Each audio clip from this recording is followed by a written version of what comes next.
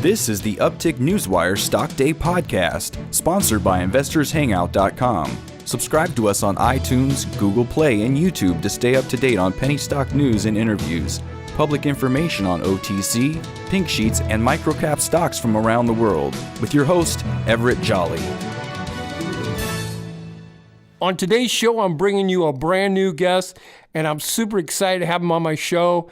I guess you could say they came on our radar about 2 or 3 months ago. Our executive producer found the company, reached out to them. We're talking no other than Guyana Goldstrike, Inc. They trade on the TSX Venture up there in Canada under the ticker symbol GYA. They also trade on the OTC markets under the ticker symbol GYNAF.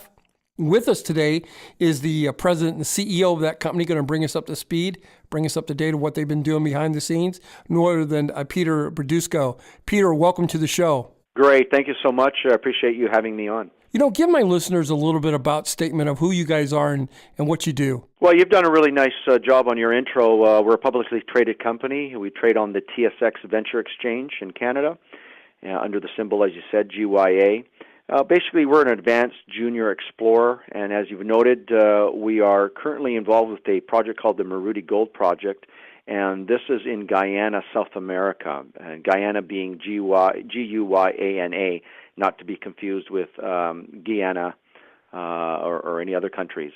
So we've been involved in this project for about 2 years, and we are excited about it. It's been progressing very nicely for us. And I think our timing actually for this interview has been is good, as we've had some steady, really exciting, good news flow that's been coming out from us over the last 3 or 4 weeks. I know, the news that I read that you guys are sitting on like 259,000 ounces of gold at one of your properties. Give us the short-term plans with the development of the Maruti Gold project, and where do we go from here? Yeah, our short-term plans are is to really put the project in a position where it can be fully developed to its potential. This project has had some past producers, and they've fallen short in terms of really exploiting the full potential of the mineralization on this property. As of today's date, under 5% or just 5% of the property really has been explored. And like you said, 250, 300,000 ounces in 43-101 compliant resource estimate we have already on the property, and that's just from within that 5%.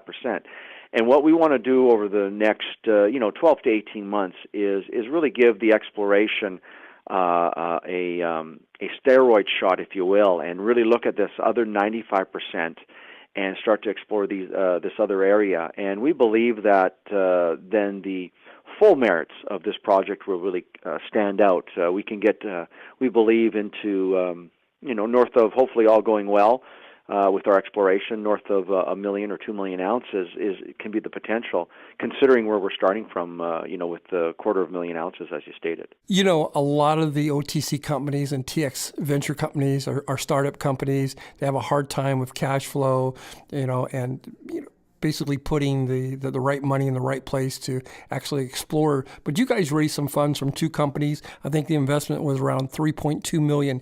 Can you bring us up to speed how that came to fruition and what you're going to do with that money? Yeah, in the spring of this year, we were fortunate enough to raise $3.2 million through the Zijin Global funds, and it was actually 2 funds. There was the exploration fund, where a portion of the funds came in, and their advanced or producer fund as well. So we had the benefit of actually tapping into the dollars from both funds. And Zijin Mining, for those listeners that aren't aware, is the largest gold-producing company in China, and one of the largest mining companies in the world. Current market cap of Zijin Mining group is $18 billion. So, this is the right partner with the right backing and the potential to continue to support us and finance our exploration needs as we move forward. It's really put the onus on us to do our job in terms of, fulfilling the merits of this property and showing that it does have the exploration potential here to go north of 1 million plus ounces. So the project that you're working on, Guyana, down there in South America, what's the next catalyst? Where are we going from? I'm sure that you've done a 43-101. Do we farm that out, or are we going to bring it up out of the ground ourselves? Yeah, so right now we're involved right in the middle of a trenching program. And again, this trenching program is just within this 5%. We identified 8 or 9 areas of interest that still haven't been properly explored within this area. And so our trenching program has been quietly going about doing some good work, and we've been getting some good results in identifying mineralization in a couple of these areas. And we're going to continue to trench as we move into the summer and into the fall. From that trenching, then we're going to take that data, look at some of the legacy data when we acquired the project, and then we're going to identify drill targets, and then we'll be moving into a drill program. And the goal here, obviously, again, is to go from where we currently are, 250, 300,000 ounces resource, into a much higher resource.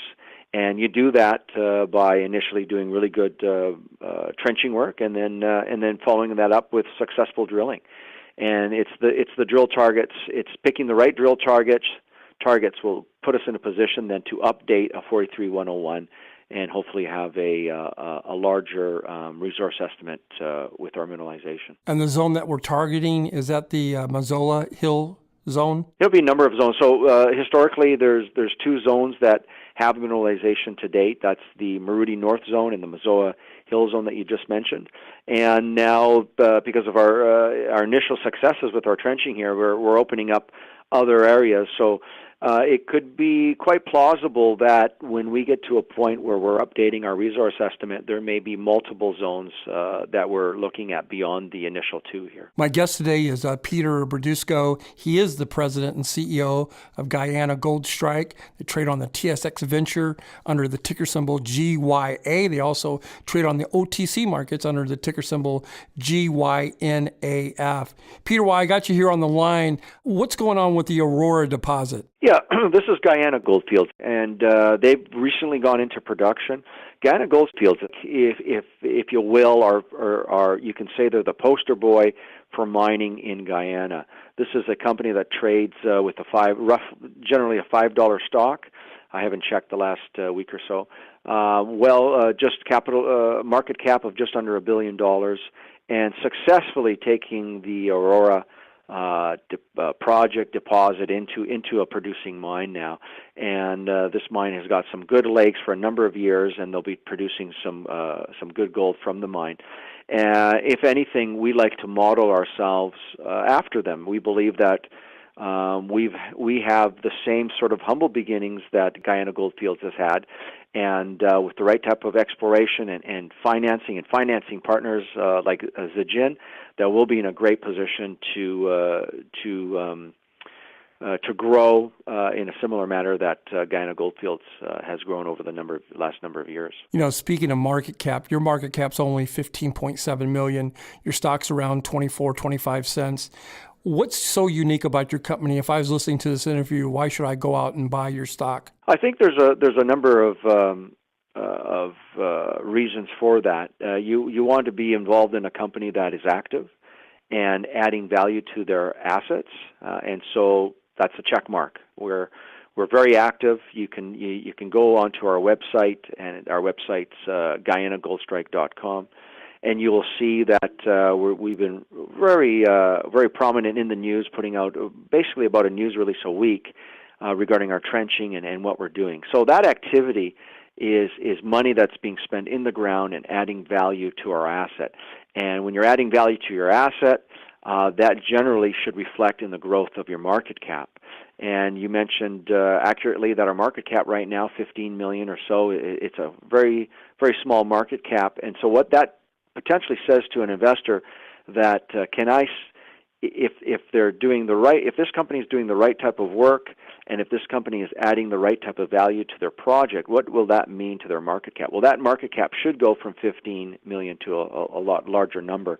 And in the business that we're in, it's reasonable to have a market cap of 100 to 300 million market cap, and position yourself and your project potentially to be bought out by a mid-tier or a large company, or maybe even Guyana Goldfields for that matter.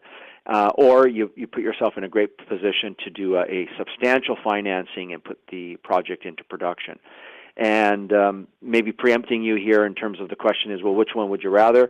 You know what? It's always great to be in a scenario where you can sell your company to a larger company. That's great. Doesn't happen all the time, so we're always prepared to move ourselves into a situation where we're mining the project as well. Especially when you have just a premier, unique project like this. They don't come around very often. Peter, that was very well said. I want to thank you for coming on my show today. It's a pleasure to have you on here. Hopefully you'll come back on in 40 to 50 days and give us an update. In closing, is there anything that we didn't get a chance to touch upon that you would like to illustrate to my listeners? No, I think we really captured the key elements. Where the market cap is just right, I think, right now. You can definitely go to our website, GuyanaGoldstrike.com, and there's a lot of information that you'll be able to find on our website. And I just encourage the viewers and the listeners to just spend time in doing their research and look for those opportunities where the money's being spent in the ground, and there's attention and determination in growing that asset that's in the ground. And that's going to should lead to a good return on investment. Peter, thank you very much for your time. You can always come back anytime you want to on the show. Great. Thanks so much for having me. Pleasure.